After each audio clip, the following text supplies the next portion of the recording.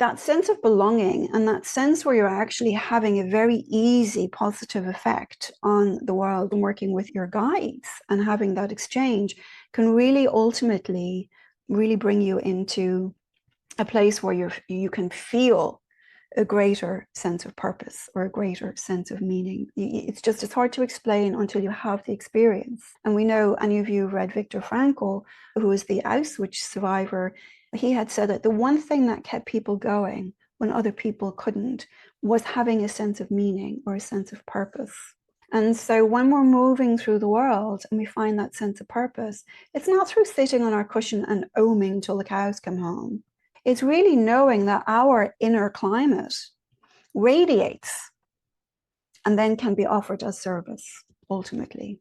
And that's ultimately the difference between spiritual and self-help, or the sacred and self-help, is this understanding that we are part of something greater and that we can contribute and should contribute whatever we can to the betterment of all, which is ultimately the very sort of spiritual place. So I would say that in all of that, it's almost like you start to become rooted in something greater.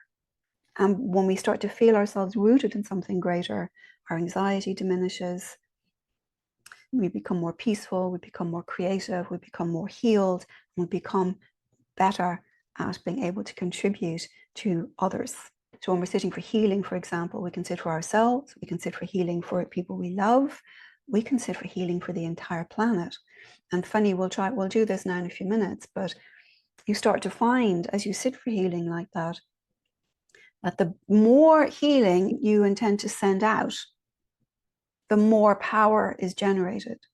So there isn't this sort of, there's a limited amount of healing power, I'm going to keep it all for me, or I'm going to keep it all for my family. The more you open up to receive and share, you'll start to feel there is a difference in the intensity of the power that starts to flow. So when we start doing, let's heal the whole planet, we're not diluting the power, we actually exponentially expand it. So it's really interesting in that way. It's a complete dichotomy about the way, because we live in a world of limited resources, physical resources. We tend to think, oh, we've got to economize budget and all the rest of it. But when it comes to the spirit world, it's the complete opposite. Boundless abundance, willingly shared and offered.